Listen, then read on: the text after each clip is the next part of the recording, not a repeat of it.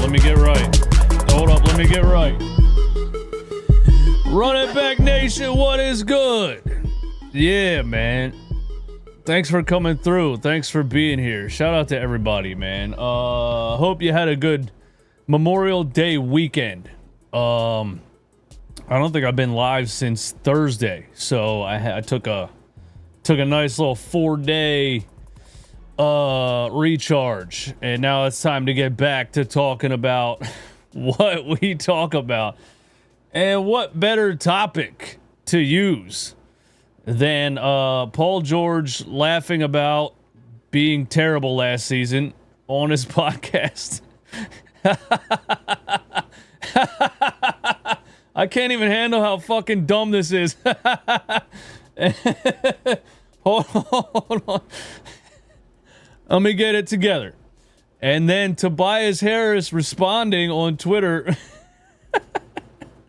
And the reason I said mid-off is because there's like a popular meme on Twitter that is like two ugly chicks calling each other ugly, and and somebody called it a mid-off, and that's what it reminded me of. So I figured I would use that as a way to, I don't know, put it on the title and thumbnail and get you guys to click the show and come in. So thank you for being here. We are going to talk about more than just that.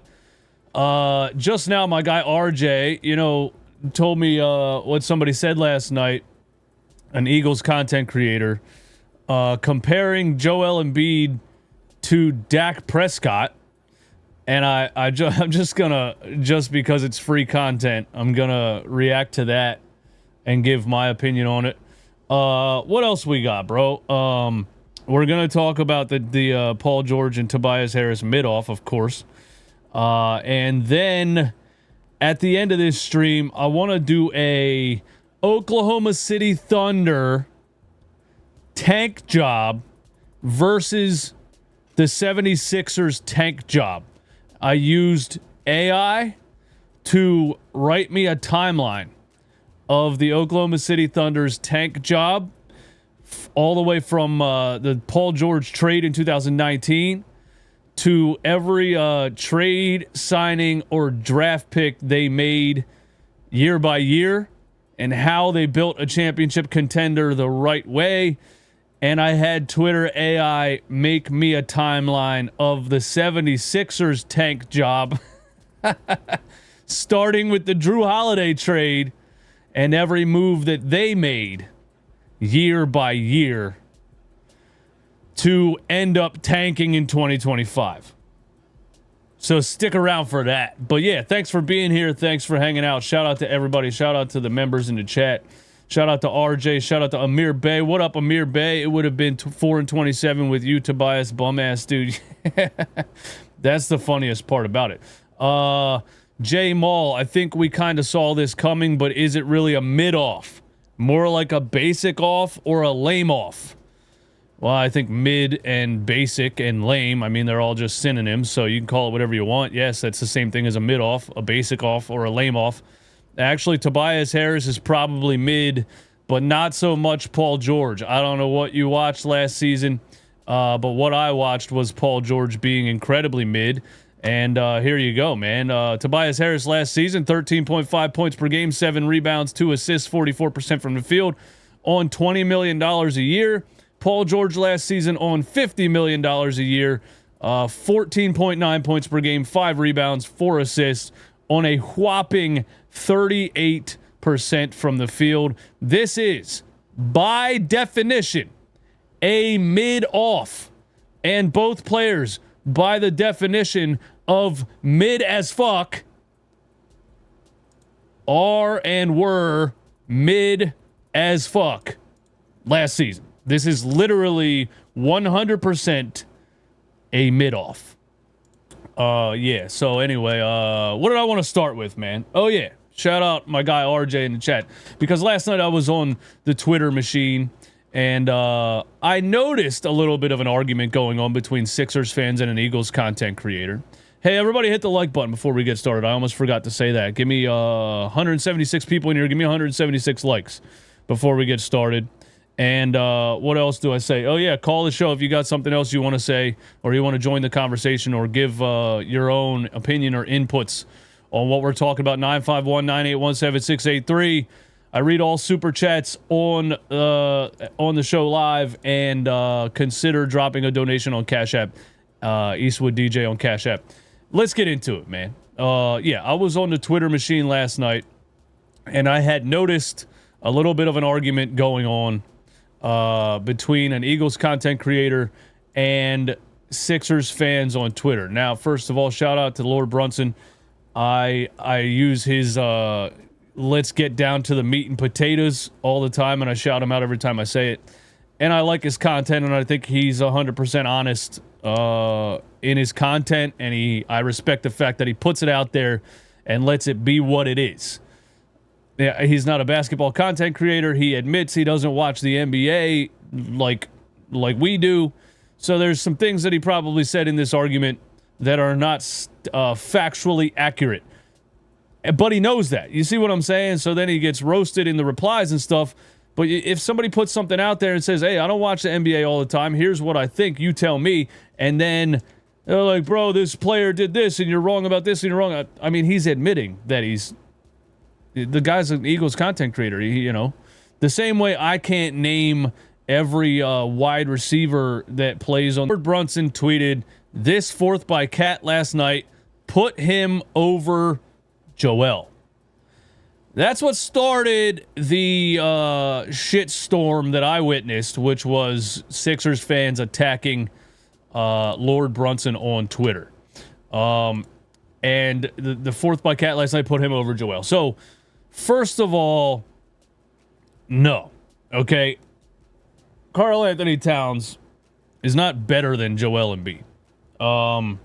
This isn't even the same really like context of or team makeup or player importance or anything like that. So I disagree. I don't think you can really even compare Karl Anthony Towns and Joel Embiid. Karl Anthony Towns being a lot less dominant than Joel Embiid is nowhere near the list of highest point per minute in NBA history, was never anywhere near winning an MVP.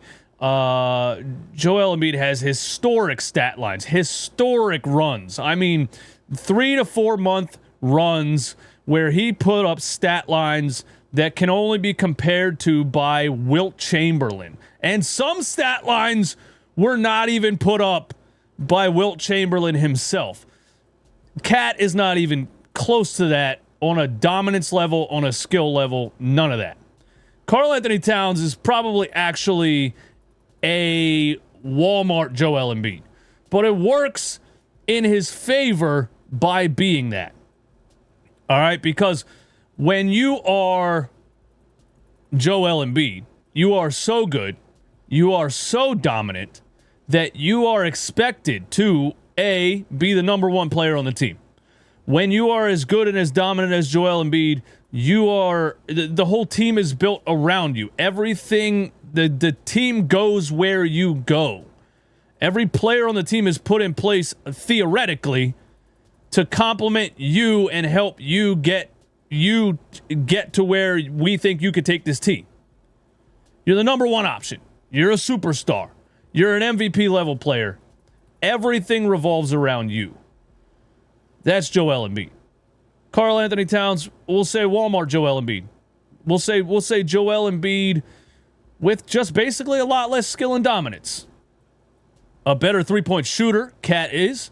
And Cat's a really, really, really good player. But him being not as dominant and good as Joel Embiid works to his favor in an argument like this because he's not the leader of a team, right? And when you're not the leader of a team, when you're the second option, I would say he's clearly a second option on the New York Knicks, right? And the team is being led by Jalen Brunson. And then in an important game where Jalen Brunson is shooting terribly, what was he, like 1 for 9 at the end of the first half? Then Karl Anthony Towns can be called upon to step up in the fourth quarter and lead the team to victory because he's just not. He doesn't have to be out there doing it all every single possession of a playoff game. I'm not making excuses for Joel Embiid. Did he collapse in a game 6? Yes. Did he not show up in a game 7? Yes.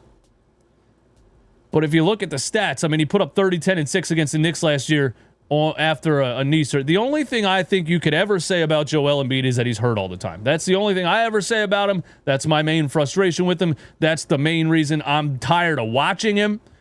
It has nothing to do with his skill level or his level of dominance or anything like that. He's hurt all the time. So I just disagree with that because Cat's not even in the same stratosphere as Joel Embiid, and it works to his advantage because he gets to play a role versus being expected to be the unanimous team leader. If we could get Joel Embiid in a Cat-type role, if maybe Tyrese Maxey takes a leap forward, right? Or Jared McCain becomes Jalen Brunson. Well, by the time Jared McCain becomes Jalen Brunson, Joel Embiid will be retired anyway, so it doesn't really make sense because the timelines don't match up anyway. But if you could have Tyrese Maxey and Jared McCain be the leaders of the team, and I put Jared McCain in there because I think he's that good. Even though last year he was a rookie last year, I don't see any weaknesses in that kid's game besides a meniscus tear. Maybe it's just wearing a Sixers uniform. But anyway, if you could get players to also lead the team and you could get Joel Embiid in a lesser role, then Joel Embiid could do things like this in a fourth quarter when the first 3 quarters were being run by Jalen Brunson and whoever else. He could show up, or Tyrese Maxey, he could show up in the fourth quarter and deliver 20 points and 8 rebounds. That's all I'm saying about that. So I disagree with that. And then I guess he posted a video here kind of explaining himself. And I haven't heard it, so we're just going to listen to it. And I'm not even taking shots at Lord Brunson. He's an NFL content creator. He's an Eagles content creator. He's just being honest. He's just saying what he thinks. I disagree with the Cat better than Joel because of a fourth quarter performance. And here's what he said. Nope. I don't want to hear that. I don't want to hear that stick to talking about the Eagles. I don't want to hear that right now. You Sixers fans are... And I want to say, Lord Brunson, thank you for the offseason content. Seriously, thank you. I don't want to hear that right now. You Sixers fans are some of the most hypocritical people on this app. Some of the most hypocritical people on this app. Y'all will religiously laugh at the Dallas Cowboys for not getting it done. But y'all will religiously also make excuses for the Philadelphia 76ers, who got a whole damn MVP on their team, for not getting it done. Well, I do want to say that, like, the real world and Twitter are two different things. So if you're just talking to people on Twitter, I agree with you because Twitter is full of fanboys. And YouTube is full of fanboys. Facebook is full of fanboys. It's how I took this YouTube channel to where it is because I pressed back against the internet fanboys every single day. They are cheerleaders. They pick up their pom-poms and they say, we're going to be great every year. I've been trashing the Sixers since 2019 on here, so he's not talking to me. And y'all will religiously say Jalen Hurts is better than all of these people because of the postseason success. But then y'all will religiously give a pass to Joel Embiid for the lack of postseason success. I would compare Jalen Hurts to Joel Embiid if, Joel Embiid had a A.J. Brown in basketball terms, right? So basically, the Eagles roster is the Oklahoma City Thunder roster right now. Jalen Hurts plays his part. He plays it great. But it's not what the Sixers rosters have been. We're talking about a Ben Simmons in the playoffs, a point guard that won't shoot the ball. We're talking about, have we been in the Eastern Finals? No. We haven't been in the Eastern Finals. So we happy and we content with just going to the playoffs every year. Nobody's happy. Nobody's content, bro. And losing in the second round. That's acceptable in Philly now all of a sudden. Absolutely not. That's acceptable in Philly because somebody won an MVP all of a sudden. Listen, Joel Embiid is a very likable guy, but he ain't getting it done. Again, I don't like to do this if Jalen Hurts didn't have such a good roster, but if you took what the Sixers rosters have been, it's not the Eagles roster. It's a much worse roster. And would Jalen Hurts lead a team to a Super Bowl with a much worse roster? No, I don't think he would. I'm sorry. He ain't getting it done. The only quarterbacks that would lead a team to a Super Bowl with the NFL equivalent of the 76ers roster, in my opinion, are Tom Brady and I was gonna say Aaron. Who am I thinking of? Aaron Rodgers? Yeah, Aaron Rodgers. He ain't getting it done. That's the facts. That's the point. He ain't getting it done. So I'm just keeping it the same. I'm keeping the same energy. It's y'all who changing y'all energy. What I saw from Cat last night is something I ain't never seen from Embiid. You want to know? You never saw Embiid have a 20.8 rebound fourth quarter? Why? Because Embiid never been in the Eastern Finals game to show me it. I mean, I can't argue with that. That's a fact. He never been in the Eastern Finals game to show me it. Do I think Embiid is capable of taking over on that stage? Maybe, but the first step would be getting there. The first step would be getting there. Yeah, I mean, yeah. We can't make excuses for Embiid and then laugh at Dak Prescott and the Cowboys. That's called being a hypocrite. I do kind of want to agree with him because if you look at, like, he's had teams that were, Joel Embiid's had teams that were 50-plus wins in the regular season. Cowboys have done that. And they get to the playoffs, and what happens? Dak Prescott slides down the middle of the field with no timeouts. Fucking the Cowboys figure out a way to lose every year after being hyped up on paper, the same way the Sixers figure out a way to lose after being hyped up on paper. He's making a good point. I disagree with it with the direct comparison between the Eagles roster and the Sixers roster, but he's making a valid point. That's called being a hypocrite. I've watched Cat elevate his game on that stage last night. I ain't see Embiid do it. That's the truth. It's the truth.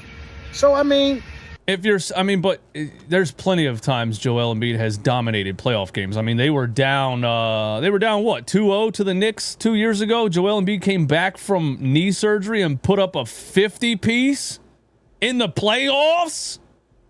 You know, I think saying, like, I haven't seen him do it on that stage because the Sixers haven't been to the Eastern Conference Finals. So then you're ruling out every other comparison. So it's making your argument 100%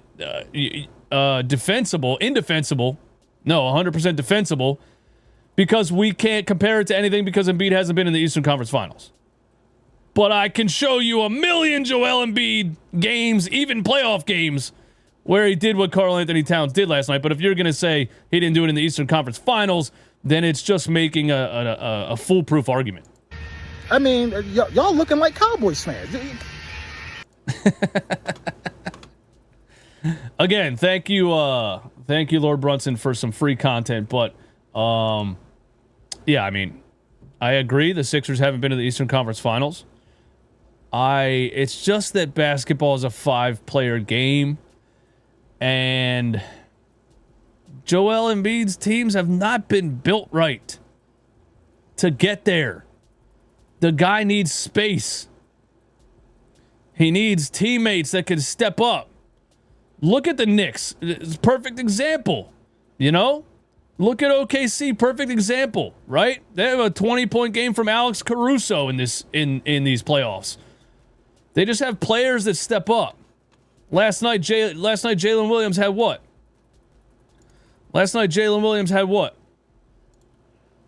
Which, by the way, the Minnesota Timberwolves completely collapsed. Every chance they had to win this game, they folded. I mean, Shai had 49 and 10, right? Jay had 34. So if we say this is Embiid and Maxey, right? Embiid can give you 40. Maxey could give you 34, or the other way around in playoff games, and they did it against the Knicks in that series a couple of times. Then what's the rest of the roster? You got Chet, okay? Who was that on the Sixers team against the Knicks last year? Tobias Harris? Exactly. Joel Embiid hasn't had a championship roster, but I understand the point that he's making. I guess I agree and I disagree. Simmons, no hard facts. Embiid hasn't had a single good series past the second round. Well, he hasn't been past the second round, so what does that even mean? Until Ben Simmons lost all his basketball talent like the dudes from Space Jam. Facts. In the playoffs against the Knicks 2 years ago, we literally were getting 10 points from the bench. Thank you, bro. Exactly. That's exactly what I'm trying to say. Like, you need a supporting cast that can do something. Okay, look at Nikola Jokic this season, right? What happened? Are we going to say Karl Anthony Towns is better than Nikola Jokic? Because the Nuggets didn't get there? Embiid's best player was Walsh, James Harden, Hurts, Saquon, AJ, and the best defense. Yeah, I mean, Walsh, James Harden, or Ben Simmons, or Tyrese Maxey at 22 years old. You know, he hasn't had an in his prime star next to him. And so that's my thoughts on it. Speaking of Tobias Harris, man. The title of this live stream. Paul George and Tobias Harris are having a mid-off. And here it is. Paul George relaunches the podcast, okay? And he says, I got to relaunch the podcast. I'm not sure why he's relaunching the podcast, because all you're doing is adding fuel to the fire for Philly fans to attack you when you inevitably play less than $50 million worth of performance. I don't expect Paul George to go out next season and average 25 or do anything like that at 35 years old. But he laughed about, and I had a quick video on this yesterday, but I'm going to play the whole clip here and give my thoughts on it, and then we'll talk about Tobias Harris's response. He laughed about 76ers fans telling him he sucked more than Tobias Harris last year, basically. And then Tobias Harris responded, and I just think it's a funny, it's a mid-off. That's what it is. Here it is. Soon as I roll the window down, they like this. Yo, that's Paul George. Yo, that is Paul George. Said, yo, we could have kept Tobias. We could have kept. See, why is that so funny? Why is being trash so funny? Yo, we could have kept Tobias. Paul George laughs in dollars. He doesn't give a fuck, dude. Imagine getting paid that much money, shitting the bed every night, having the fans boo you, and just being like, Tobias. We could have crazy. kept Tobias. You gonna do this? Shout out TB. It ain't no joke. Shout out TB. At TB. It was funny, but He said that like him and Tobias Harris are shout out friends. TB. It ain't no joke at TB. It was funny, but it was like some shit you take to the heart. Like you right. Facts. I got you. You right, facts, I got you. You right. You right. I'm getting paid $50 million and playing like shit. You're right. I got you. Now that a random fan told me I sucked more than Tobias Harris, I'm going to play better. That right there will wake your ass up, though. You probably woke up like, yo, what the f? No, he didn't wake up. What do you mean you probably woke up? Did you watch the rest of the season? Woke up like, yo, what the f? I got your ass up, though. You probably woke up like, yo, what the f? I got to be ready for None of these motherfuckers have any idea what they're talking about. this. I got to the crib, found the closest basketball. Yo, let me.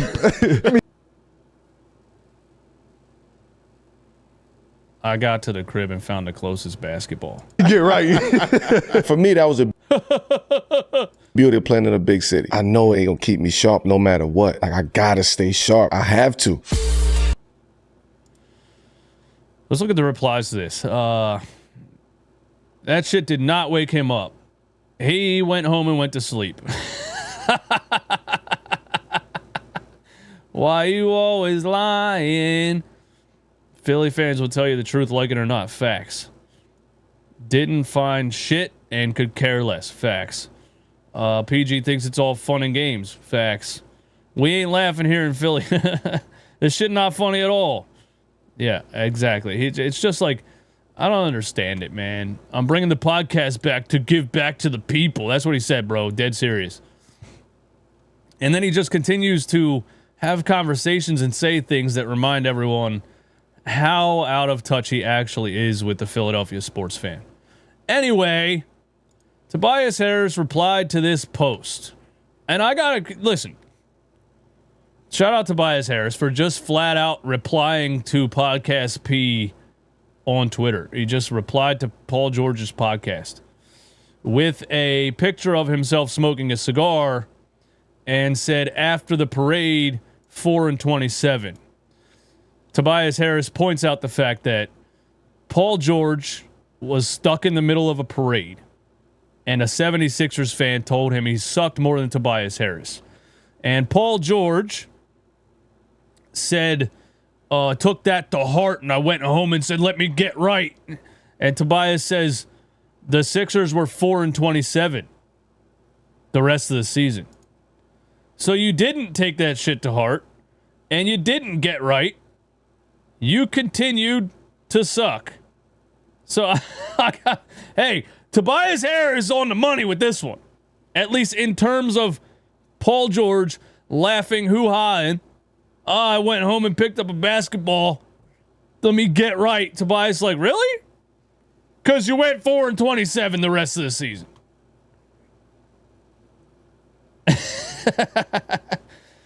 But look, Tobias Harris is Tobias Harris is correct here in his response, but Tobias Harris is the wrong one to say it. Tobias being slightly less mid than Paul George last season, who had 17 injuries in 20 games, being slightly less mid in your prime than a 35-year-old injured Paul George is not a flex.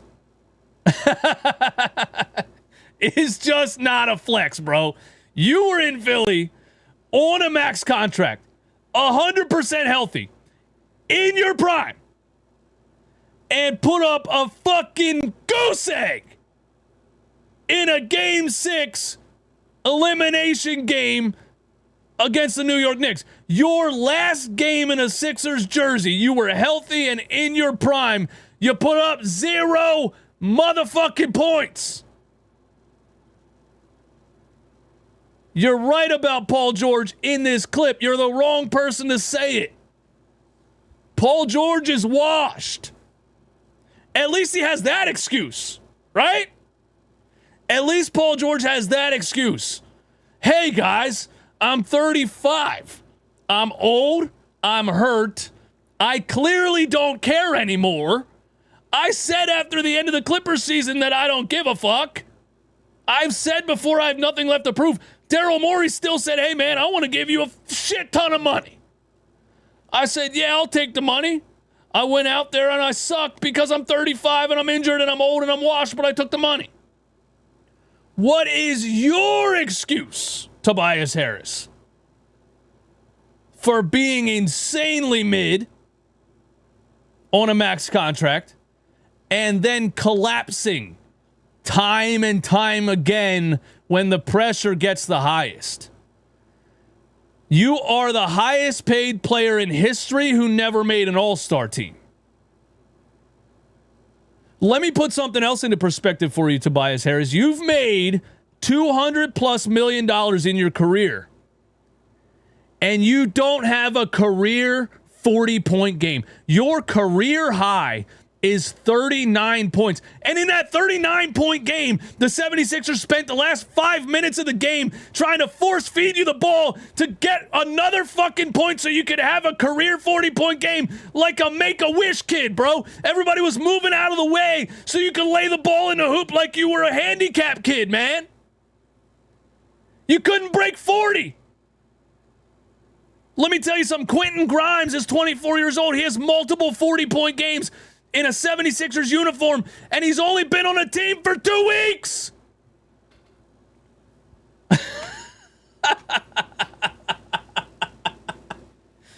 This is the most incredible mid-off I have ever seen.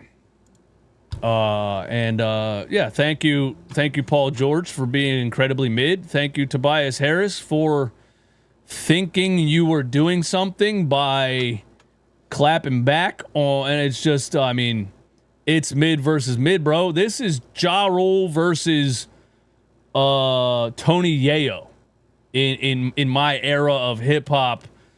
If I had to compare it to the early 2000s, right? This is Ja Rule versus, it's not Ja Rule versus 50 Cent. It's not Ja Rule versus Eminem or it's Ja Rule versus Tony Yayo, bro. This is a mid-off. Paul George's last game for the Philadelphia 76ers was January 29th, 2025. Philadelphia Eagles Super Bowl parade took place on February 14th. Are you saying that, what are you saying, Paul George? He didn't play after the parade. I mean, I think that's the point that we're trying to make here. You went home and picked up a basketball and said, let me get right. So that's even worse. He didn't even play after the parade.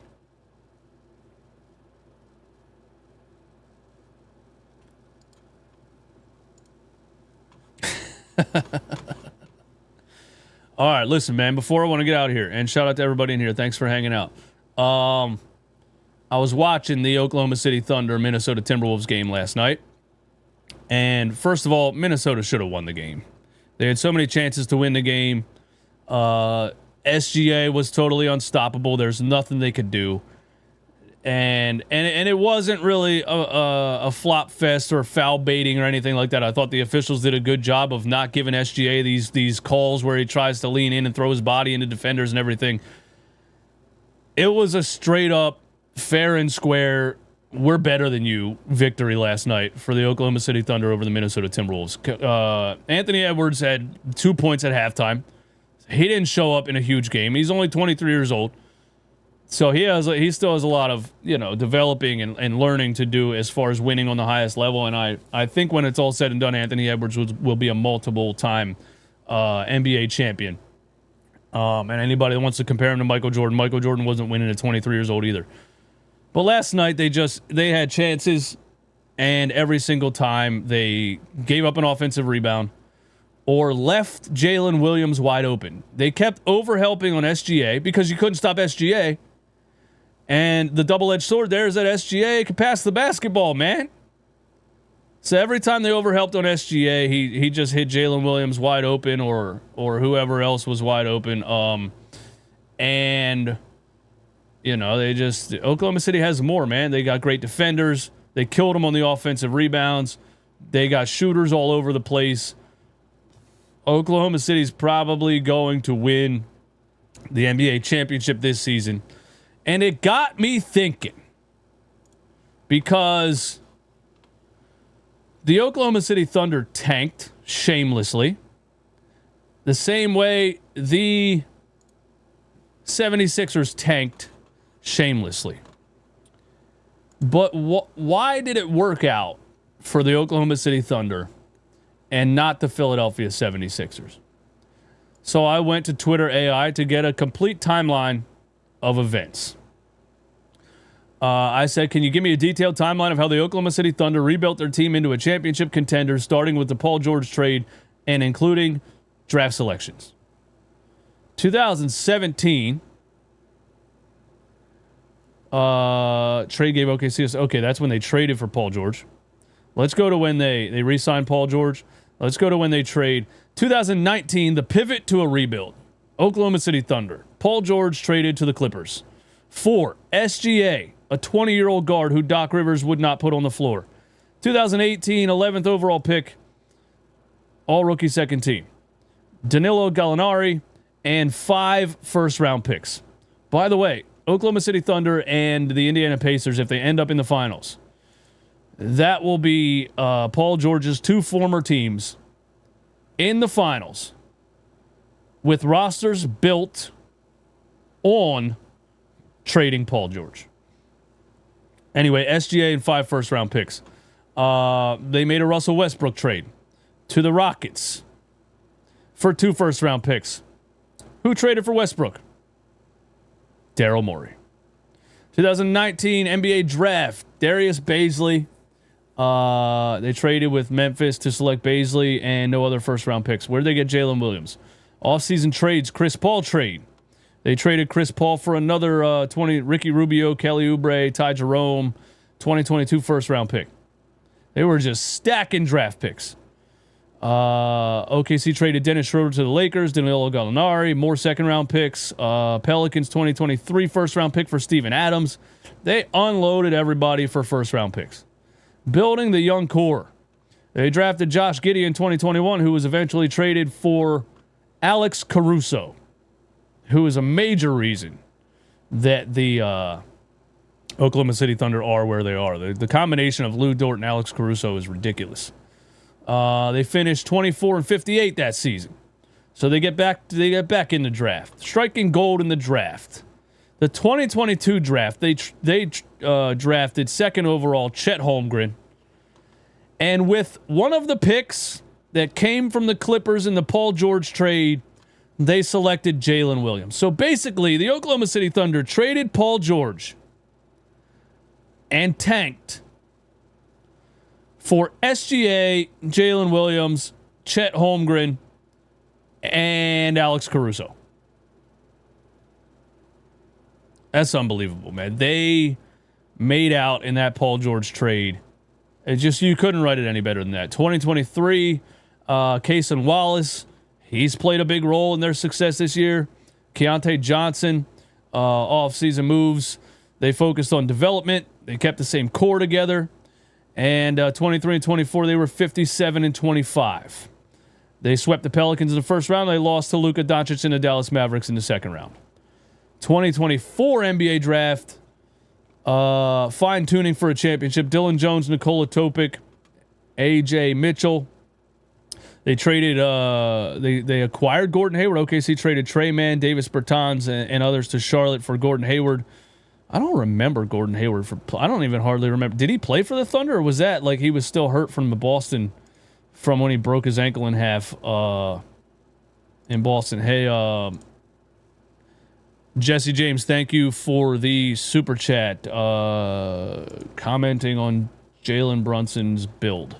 Thank you for the support, though. Anyway, the trade showed Presti's willingness to use assets for immediate help.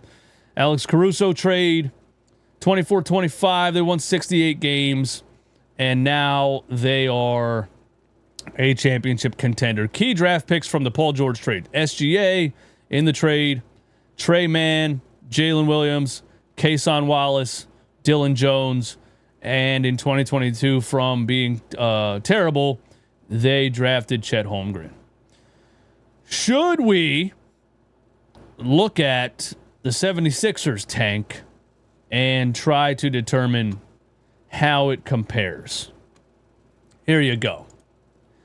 In 2013, the 76ers traded Drew Holiday.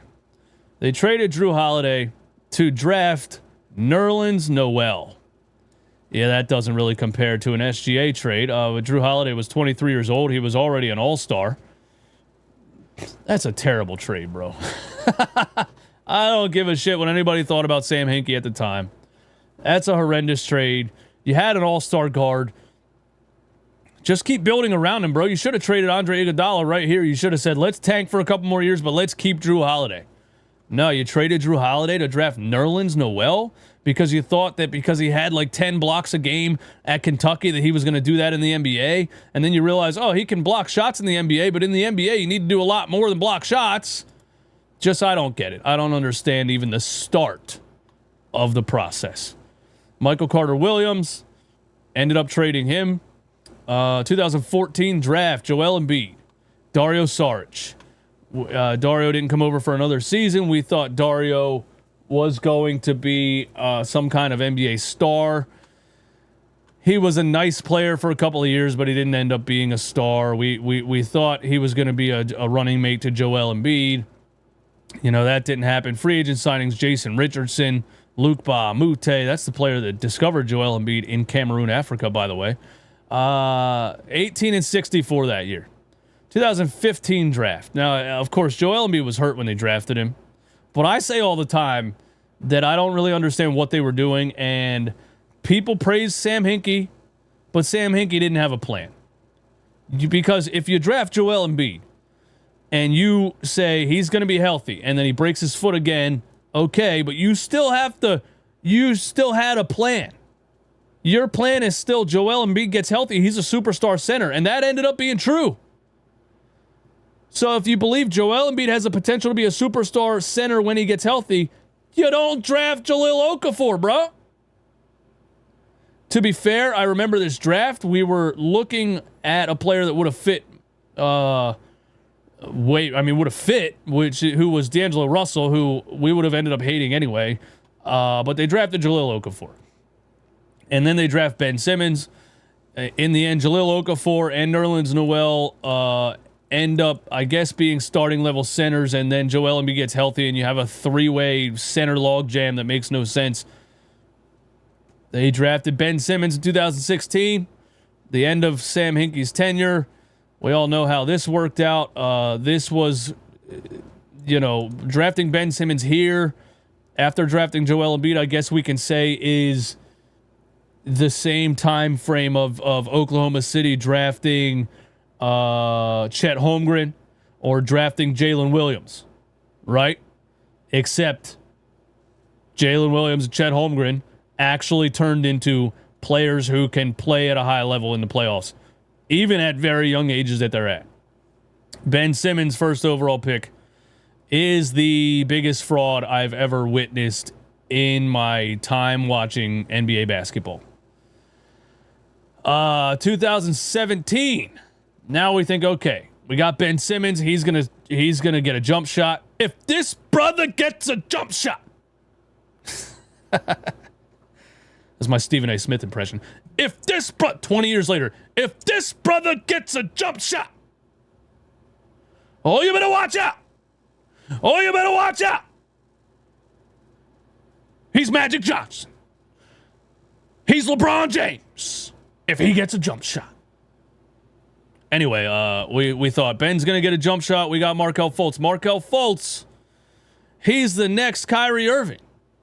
All the signs were there. I still don't do this whole, the Sixers could have had Tatum and all that bullshit. Markelle Fultz was a unanimous number one pick. 6'5", 7-foot wingspan, point guard, 41% from three, 50% on pull-up twos, a handle, a pull-up game, a catch-and-shoot game, a finishing at the rim game, up and under, left hand, right hand, two-hand slams, poster dunks, a passing ability, footwork. He had everything. He was the new age James Harden, even more physical and had more tools in his bag, honestly, with the catch-and-shoot game and things like that. Everybody was talking about Markelle Fultz. Nobody was talking about Jason Tatum. Jason Tatum was the second highest scorer on his team behind Luke Kennard. He was a project. So we can't do that. This was the right pick. It's just that there's a black cloud over the 76ers franchise, and Markelle Fultz forgot how to shoot a basketball. Rumors are he wrecked a motorcycle and ruined his shoulder or something like that. I don't know. Either way, he got $30 million in guaranteed money for being the number one draft pick, so there's that. 2018, to make matters worse, the 76ers draft a player who would fit perfectly on the roster, who was a 4-year college player, who was a college champion. He was probably the most NBA-ready player in the draft. They passed on Michael Porter Jr. because of the injuries. They draft Mikal Bridges. His mom works for the team. He's from Philly. He played for Villanova. I mean, this is the craziest trade. I just think this is probably the craziest trade ever. Bridges became a two-way star with they traded to Phoenix for Zaire Smith. That's got to be the worst trade in NBA history. It has to be. So the 76ers somehow figured out a way during the rebuild to have two of the worst number one overall picks in history. And then the next year they figure out a way to make the worst trade in NBA history. And 2019, they say, hey, the Elton Brand becomes the GM. We still don't really know who was in charge. I'm convinced Elton Brand was just a yes man to the owners who thought they were playing 2K, and they were like, let's use all Sam Hinkie's assets to get a bunch of star players. And they trade for Tobias Harris, and they trade away Markelle Fultz, and they trade for, when did they trade for Jimmy Butler? The next year? Or no, that same year. I'm skipping. Tobias Harris trade, Markelle Fultz trade, Al Horford signing. What a shit roster. Was it the year before was Jimmy Butler? At the deadline? Yeah, 2018 Jimmy Butler trade. Acquired Jimmy Butler and Justin Patton from Minnesota for Covington, Sarge, Bayless. They get Jimmy Butler, they get Tobias Harris, and they say, hey, Jimmy Butler's not a great three-point shooter. Tobias Harris only shoots 2 threes a game. Joel Embiid needs space. Now, anybody with a basketball mind would understand that you need to add ball handlers, shooters, rebounders, deep roster guys. The 76ers somehow come up with the idea to sign Al Horford to a 4-year, $109 million contract? There's no way Brett Brown did that. There's no way Elton Brand did that. There's just no way. There's no way people who are supposed to be basketball minds thought that was a good idea. It had to be Josh Harris and Scott O'Neal and Michael Rubin and all these billionaires that just thought, like, we'll put it together ourselves after we fired Sam Hinkie. That's so bad. There's just no way that was somebody who played in the NBA. So as the NBA is getting faster and teams are shooting a lot more threes, the 76ers say, let's go all 1995. Brett Brown. I coached Tim Duncan and David Robinson in 1995. Absolutely ass backwards. And then they trade Ben for, James Harden past his prime when there was better options on the table. We got the Daryl Morey situation. The James Harden thing doesn't work out. Morey is a liar. 2024, even AI titles this the Paul George misstep. Why it didn't work out at age 35. Paul George's declining athleticism and injury history made his contract a risk. His $116 million remaining over 3 years is seen as untradeable and tying up cap space for a non-all-star level contributor. Even AI knows how terrible the Paul George contract is. Unbelievable. When you go through it step by step, year by year, it is impressive how much they fucked up every step of the way. And the Oklahoma City Thunder were like, well, you just trade for a young up-and-coming all-star point guard. Yeah, he turned into an MVP. The Clippers didn't know that was going to happen. We draft Jalen Williams at number 12 overall in the 2021 draft. Nobody knew he was going to be an all-star level player playing the way he's playing in the Western Conference Finals. And you draft Chet Holmgren, who's in his second year. Everything worked out for OKC, and literally every single thing the 76ers did was a train wreck. And now it's time to rebuild again, because you just messed up every single step of the way, bro. There's no saving this. So if I had to predict, the 76ers are it's gonna get worse. The Paul George experiment is gonna get worse. Daryl Morey is gonna get fired. Should have traded Paul George this offseason. It's gonna get worse. The fans are gonna hate him more. The fans are going to boo more. There's going to be a lot more pressure for change. The fans are going to stop coming to the arena again. The tickets are going to be $1 again. It's going to get a lot worse. And then the owners will have no choice but to clean house and try to start all over again because they have an arena coming in 2030. But you know, we're doing another gap year, guys. It's what we do, actually. It's upcoming is another gap year. You know, Daryl Gap Year Morey, man. You know, and it's the Philadelphia 76ers if healthies. It's the Philadelphia 76ers on papers, and it is the Philadelphia 76ers gap years, man.